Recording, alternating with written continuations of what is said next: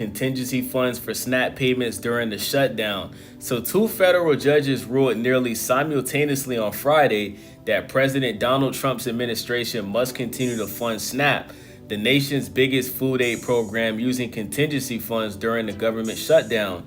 The rulings came a day before the U.S. Department of Agriculture planned to freeze payments to the Supplemental Nutrition Assistance Program because it said it could no longer keep funding due to the shutdown.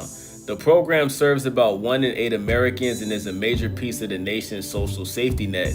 Word in October that it would be a November 1st casualty of the shutdown sent states, food banks, and SNAP recipients scrambling to figure out how to secure food. Some states said it would spend their own funds to keep the versions of the program going. The program cost around $8 billion per month nationally.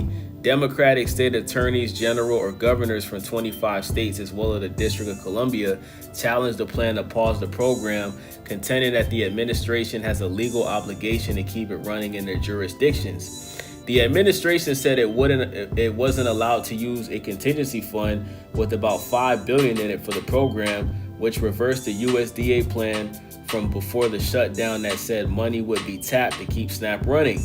The Democratic officials argued that not only could the money be used, it must be. They also said a separate fund with around $23 billion is available for the cause. A federal judge in Rhode Island ruled from a bench that the program must be funded using at least the contingency funds and asked for an update on progress by Monday. A Massachusetts-based judge also gave the administration until Monday to say whether it will partially pay for the benefits for November with contingency money or fund them fully with additional funds. It wasn't immediately clear how quickly the debit cards that beneficiaries used to buy groceries could be reloaded after the ruling. The process often takes 1 to 2 weeks. The rulings are likely to face appeals. In a hearing on Boston Thursday on the legal challenge filed by the Democratic officials from 25 states, one federal judge seemed skeptical of the administration's argument that SNAP benefits could be halted. U.S. District Judge Indira Talwani told lawyers that if the government can't afford to cover the costs, there's a process to follow rather than simply suspending all benefits. The steps involving finding an equitable way of reducing benefits, said Talwani, who was nominated to the court by former President Barack Obama.